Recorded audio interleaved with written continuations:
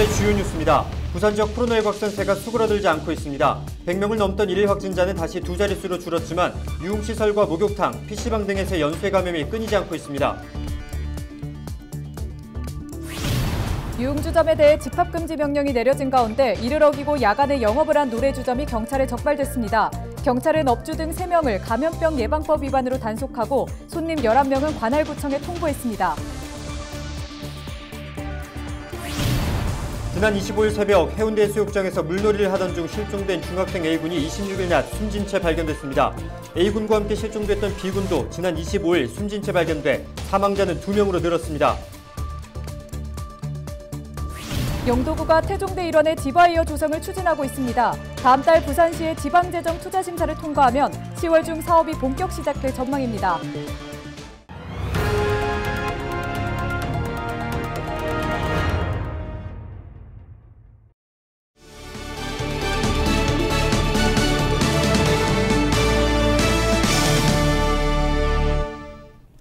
여러분 안녕하십니까? 헬로티비 부산 뉴스입니다. 부산 지역 코로나19 확산세가 좀처럼 수그러들지 않고 있습니다. 네, 유흥시설에 이어 목욕탕과 PC방 등 집단 감염이 끊이지 않고 있습니다. 보도에 김한식 기자입니다. 26일 부산 지역 코로나19 신규 확진자는 63명. 지난 7일 이후 20일 동안 하루 평균 72.4명이 확진 판정을 받았습니다. 최근 나흘 연속 100명대를 유지하던 확진자는 두 자릿수로 떨어졌습니다. 방역당국은 감소세로 보기 힘들고 향후 확진자 발생 추이를 지켜봐야 한다는 입장입니다. 당장 목욕탕발 확산세가 심상치 않습니다. 26일 중구 목욕탕 방문자 1명이 추가되면서 전체 감염자는 8명으로 늘었습니다. 또 동래구 목욕탕과 관련해 지금까지 82명이 확진 판정을 받았습니다. 동구 목욕탕 관련해 26일 2명이 추가돼 모두 35명이 감염됐습니다. 부산시는 치료시설을 확충한다는 계획입니다. 생활치료센터 1개소를 추가 개소를 준비하고 있습니다. 그리고 병원 병상에 대해서도 중앙 정부와 이렇게 협의를 해가면서 우리 지역의 향후 병상 부족에 대해서 대비하고 있습니다. 늘어나는 진단검사 수요를 위해 27일부터 부산 진구 노리마류에 임시선별검사소가 운영됩니다. 또 정부의 비수도권 전체 사회적 거리두기 강화에 따라 부산은 다음 달 8일까지 3단계가 시행됩니다. 부산시는 당초 8월 1일까지였던 특정시설 집합금지 연장 여부도 검토한다는 방침입니다. 헬로티비 뉴스 김한식입니다. 지난 25일 밤 10시 30분쯤 집합금지 명령을 어기고 영업을 한 노래주점을 경찰이 급습했습니다. 경찰이 들이닥치자 업주 등은 출입문을 잠그고 버텼고 경찰은 119 출동을 요청해 강제로 문을 연 뒤 노래주점에 진입했습니다. 현장에는 업주 A씨 등과 종업원 그리고 3명이 함께 손님 11명이 있었던 것으로 확인됐습니다. 부산진경찰서는 업주 A씨 등 3명을 감염병 예방법 위반으로 단속하고 손님 11명에 대해서는 부산진구청에 통보했습니다. 경찰은 방역수칙 위반 행위에 대해 엄정 대응하고 있다고 밝혔습니다. 지난 25일 해운대 해수욕장에서 물놀이 중 실종된 중학생이 결국 숨진 채 발견됐습니다. 부산소방재난본부는 26일 오후 1시쯤 해운대 LCT 앞 방파제 주변에서 실종 중학생 A군이 숨져 있는 것을 수색 중이던 의용소방대원이 발견했다고 밝혔습니다. A군과 함께 실종됐던 중학생 B군도 25일 숨진 채 발견됐으며 사망자는 모두 2명으로 늘었습니다. 숨진 중학생들은 해수욕장 입욕이 금지된 25일 새벽 바다에 들어갔다 사고를 당한 것으로 조사됐습니다. 부산시의회 행정문화위원회가 26일 성명서를 내고 불경특별지방자치단체 출범 추진이 경남도지사 공백에 영향을 받아서는 안 된다고 말했습니다. 부산시의회 행정문화위원회는 경상남도가 권한대행 체제로 전환되지만 특별지자체는 개인이 아닌 시스템이며 지자체장 한 사람의 공백이 특별자치단체 추진에 영향을 줄 수 없다고 강조했습니다. 그러면서 경남도가 권한대행 체제 속에서도 소외되지 않고 특별지자체 중심 역할을 할 수 있도록 행정력을 집중해달라고 부산시에 촉구했습니다. 오규석 기장군수가 부군수 임명권 반환을 촉구하는 무기한 1인 시위를 매주 월요일마다 이어가고 있습니다. 오 군수는 26일 오전 부산시청 시민광장 앞에서 1인 시위를 펼치며 부군수 임명권은 지방자치법에 보장된 군수의 권한이라고 강조했습니다. 이와 함께 광역시장이 부단체장으로 임명하는 것은 관선 당시부터 이어진 관행과 악습일 뿐이라고 지적했습니다. 오근수는 부단체장 임명권에 대한 입장문을 지난 6월 22일 전국 시장군수 구청장 협의회에 전달하고 지지와 동참을 제안했습니다. 태종대는 부산 대표 관광지이지만 풍경을 빼면 볼거리 또 즐길거리가 적고 또한 시설들이 노후화되다 보니 관광지로서 경쟁력을 잃고 있는 실정입니다. 네, 이 때문에 지난 2019년부터 영도구가 태종대 일원의 지바이어 조성을 추진하고 있는데요. 부산시 지원길만 열리면 내년 중순 이후 시설을 이용할 수 있을 것으로 보입니다. 안수민 기자의 보도입니다. 줄에 매달려 공중을 가로지르는 사람들. 중력에 몸을 맡긴 채 시원한 바람을 느끼고 풍경을 만끽합니다. 속도감과 짜릿함이 매력적인 지바이어는 전국의 관광지에서 인기 체험 레포츠로 각광받고 있습니다. 앞으로는 부산에서도 지바이어를 체험할 수 있을 것으로 기대됩니다. 영도구가 지자체 차원에서 부산 첫 지바이어 조성을 추진하고 있습니다. 장소는 태종대 일원. 중리산에서 감지해변을 지나 태종대 옛 자유랜드 주차장까지 이어지는 구간인데 총 길이는 640m입니다. 지바이어에 더해 전망대와 카페, 미디어 아트, VR 스마트 체험시설 등도 함께 들어설 계획입니다. 사업비는 공사비와 용역비, 토지 보상비 등을 포함해 109억 원 규모입니다. 2019년부터 시작된 사업 추진 과정에서 주요 과제로 지적된 건 예산 확보와 군부지 매입. 중리산 내 3,000제곱미터 규모의 군부지는 올해 3월 구청이 4억 원을 들여 매입했습니다. 사업비는 국비와 구비 등 전체의 57%, 62억 5천만 원가량이 확보된 상태입니다. 사업비 미확보분에 대하여 시비보조금 등 해결해야 할 과제가 있습니다.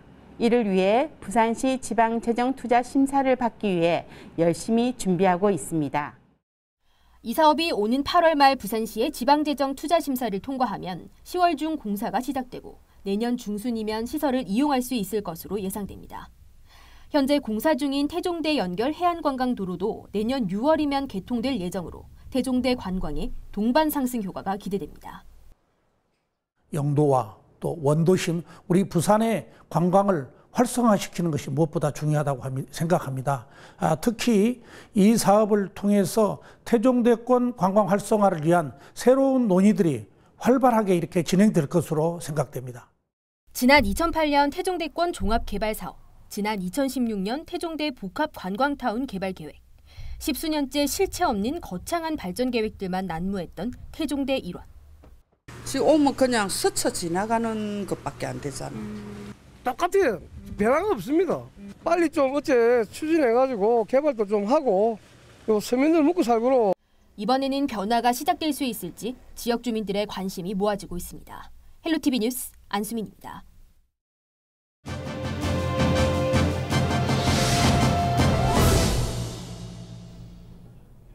부산국제 단편영화제가 국내 영화제에서는 최초로 스페인 고야상과 캐나다 스크린 어워드의 공식 인증 영화제로 선정됐습니다. 네, 이번 결과로 부산국제 단편영화제는 세계 영화계에서 명성을 인정받게 됐는데요. 차민철 운영위원장과 자세한 이야기 나눠보도록 하겠습니다. 안녕하십니까? 네, 안녕하세요.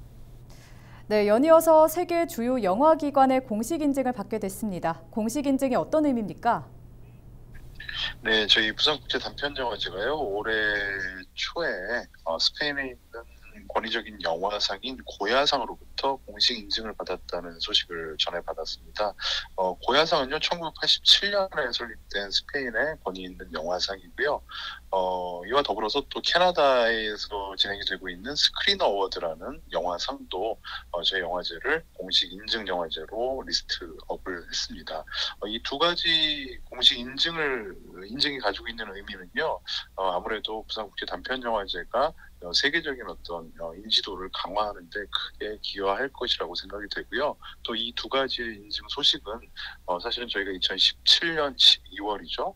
12월 말에 우리 국민들에게도 너무 친숙한 오스카상이라고도 알려져 있고요. 또 아카데미상이라고도 불리는 미국에서 열리는 아카데미상 시상식에서 공식 인증 영화제로 지정을 받은 이후에 한 3년 정도 지난 이후에 들려온 좋은 소식입니다. 고야상과 스크린 어워드의 인증 영화제에는 칸 국제영화제 등이 포함되어 있는데요. 선정을 위해서 그동안 어떤 노력들을 해오셨습니까? 네, 저희 영화제의 특징이라고 할 수 있는데요. 국제영화제로 2010년도에 개편이 된 이후에 매년 주빈국을 선정하기도 하고요. 또 저희 영화제 안에서 활동을 하고 있는 프로그램 팀에 외국인 프로그래머들이 3명이 있습니다. 그래서 미국 출신, 프랑스 출신, 독일 출신의 영화 전문가들로 구성된 프로그래머들이 활동을 하고 있는데요. 그들이 가지고 있는 어떤 해외 네트워크라든지 어떤 인적 교류의 어떤 그동안 진행해왔던 그런 것들이 이런 인증, 해외 우수 영화제들의 어떤 인증의 결과로 이어지지 않았나 이렇게 생각을 해봅니다. 네, 한국 최초인 만큼 관심이 뜨거운데요. 인증 이후 앞으로 어떤 효과를 기대할 수 있을까요? 네, 2018년에 저희가 아카데미 인증을 받은 이후에 이 인증이라는 것에 대해서 되게 중요한 어떤 의미를 발견을 했는데요. 부산국제 단편영화제는 국내 경쟁 부문과 국제 경쟁 부문으로 구성이 되어 있는 경쟁 영화제입니다. 그래서 매년 전 세계에서 수천 편의 영화들이 이제 출품을 하고 그 작품들이 본선을 거쳐서 이제 수상작까지 이렇게 이어지는 절차를 거치게 되는데요. 국내 경쟁 부문과 국제 경쟁 부문에서 대상을 받은 작품들은 미국에서 열리는 아카데미 시상식 단편 부문에 자동으로 후보로 추천이 됩니다. 그리고 이제 스페인의 고야상이나 스크린 어워드 같은 경우도 인증을 받았기 때문에 우리 영화제에 출품된 작품들이 스페인이나 캐나다나 다른 국가들에 진출할 수 있는 기회가 훨씬 강화될 것이라고 예상을 해봅니다. 네, 오늘 말씀 여기까지 듣겠습니다. 지금까지 차민철 운영위원장과 이야기 나눴습니다.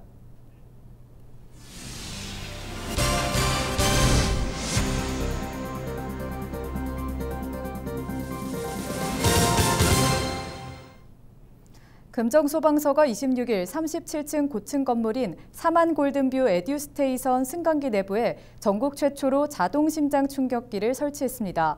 금정소방서는 고층 아파트에서 심정지 환자가 발생할 경우 관리사무소에서 심장 충격기를 가져오게 되면 골든타임 4분을 훨씬 초과하는 점을 고려해 승강기 내 심장 충격기를 설치했다고 밝혔습니다.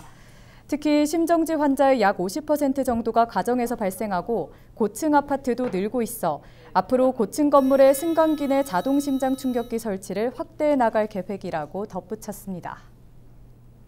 해외에서 불법 도박 사이트를 운영한 조직폭력배 등 12명이 경찰에 붙잡혔습니다. 이들 일당은 지난 2011년 10월쯤 중국 청도에 사무실을 차려놓고 경찰 추적을 피하기 위해 일본에 서버를 둔 도박 사이트를 운영한 혐의를 받고 있습니다. 또 국내 도박자들로부터 160억 원을 입금받은 뒤 18억 원의 부당이득을 챙긴 혐의도 받고 있습니다. 특히 중국 총책 A씨는 조직폭력배로부터 투자를 받아 친동생 2명을 범행에 가담시켰고 이번에 형제 3명이 모두 입건됐습니다. 기장군은 삼덕지구 주택건설 사업계획과 관련된 고통 영향평가 변경심의 안건에 대해 승인 절대 불가 입장을 재차 밝혔습니다. 기장군은 단지의 주출입로가 국도 14호선 일광나들목과 신도시 사이 구간이라 교통난이 불거질 것이 뻔하고 아파트 단지 간의 분쟁을 발생시킬 영향이 크다며 교통대책 없이는 승인할 수 없다는 입장입니다.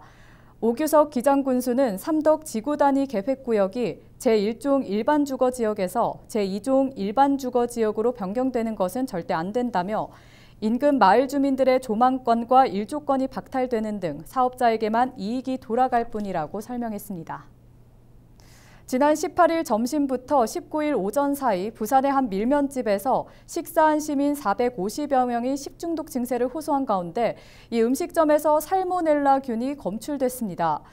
부산시는 26일 이 음식점의 계란지단과 절임무, 양념장 등에서 식중독균을 일으키는 대표적 균 중 하나인 살모넬라균을 확인했다고 밝혔습니다. 식중독이 발생한 기간 음식점을 이용한 사람은 700명으로 이들 중 증세가 심한 100여 명이 입원 치료 중입니다. 밤에도 더위가 식지 않는 열대야가 지속되다 보니 야간 해수욕을 즐기는 사람들이 있는데요. 상당히 위험합니다. 네, 실제로 지난 일요일 새벽 해운대 해수욕장에서 물놀이하던 중학생 3명이 사고를 당했습니다. 너울성 파도가 언제 덮칠지 모르는데요. 특히 밤에는 잘 보이지 않아서 더 위험합니다. 네, 그렇습니다. 더구나 해수욕 금지 시간인 야간에는 안전관리원이 없기 때문에 신속한 구조도 여의치 않습니다. 규정 꼭 지키시면서 안전 유의하시기 바랍니다. 뉴스 마칩니다. 함께해 주신 여러분 고맙습니다.